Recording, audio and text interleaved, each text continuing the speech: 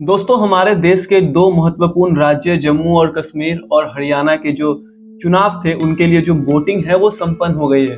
और जाहिर है कि हर बार की तरह इस बार भी वोटिंग खत्म होने के बाद डिफरेंट मीडिया चैनल्स के जो एग्जिट पोल है वो भी आ गए हैं। एग्जिट पोल पे हम कितना विश्वास करें और कितना ना करें, इसको लेकर भी सवाल है और समय समय पर इसको लेकर सवाल उठते भी रहे हैं। हाल ही में लोकसभा का चुनाव खत्म हुआ और लगभग सारे जो मीडिया हाउसेस थे उनके एग्जिट पोल ये बता रहे थे कि देश में बीजेपी को 350 से 400 के बीच में सीटें मिलेंगी। लेकिन रिजल्ट में जो क्या हुआ वो आप और हम सब बेहतर जानते हैं। तो एग्जिट पोल पे विश्वास करना है या नहीं करना वो एक अपना अलग सब्जेक्ट है।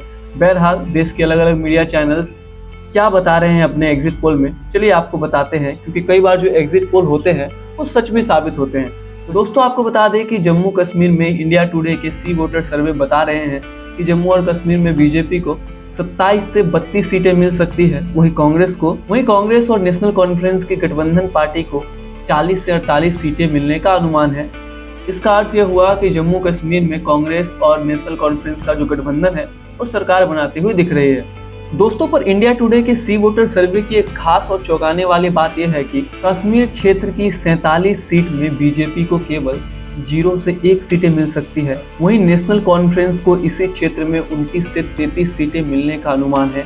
ये अपने आप में एक चौंकाने वाले आंकड़े हैं। वहीं जम्मू क्षेत्र में बीजेपी को 27 से 31 सीट मिलने की अनुमान है और वहीं कांग्रेस को 11 से 15 सीटें दी गई है। पीडीपी को 0 से 2 सीटें मिलने का अनुमान है जम्मू के क्षेत्र में।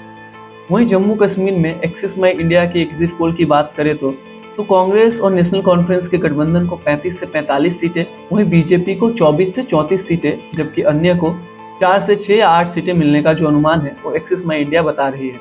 चलिए अब बात हरियाणा की करते हैं। दोस्तों, हरियाणा में सत्तारूढ़ पार्टी बीजेपी के लिए एग्जिट पोल के जो रिजल्ट है वो काफी ज्यादा बुरे हैं। इंडिया टुडे के सी वोटर सर्वे के अनुसार हरियाणा में कांग्रेस को 50 से 58 सीटें, जबकि बीजेपी को केवल 20 से 28 सीटें मिलने का अनुमान है। वहीं जन नायक जनता पार्टी यानी जेजेपी को 0 से 2 सीटें मिलने का अनुमान है। एक तरफ जहां दुष्यंत चौटाला यह दावा कर रहे थे कि वो किंग मेकर की भूमिका में होंगे, बहरहाल कुछ रिपोर्ट्स तो ये भी बता रहे हैं कि इस बार दुष्यंत चौटाला को अपनी सीटें भी बचाने में मुश्किलों का सामना करना पड़ सकता है। तो किंग मेकर बनने की बात तो दूर की है। तो ओवरऑल यही निष्कर्ष निकलता है कि जितने भी एग्जिट पोल है उसमें बीजेपी को बम्पर नुकसान हो रहा है और कांग्रेस पार्टी मजबूत हो रही है। दोनों ही राज्य यानी जम्मू कश्मीर और हरियाणा में ऐसा लग रहा है कि शायद कांग्रेस पार्टी की सरकार आएगी और बीजेपी को हार का मुंह देखना पड़ सकता है।